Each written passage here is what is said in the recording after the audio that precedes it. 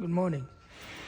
This is the vauxhall Grandland X 2019 model, I guess.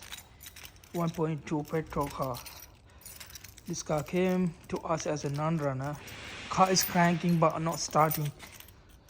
So after investigation, we find it out this is immobilizer, key not taken to the car. So basically what you need to do, if you got the same problem, you need to lock the car from the key first and leave it like a couple of hours. Then try to lock and unlock from the key and leave the car for the self-locking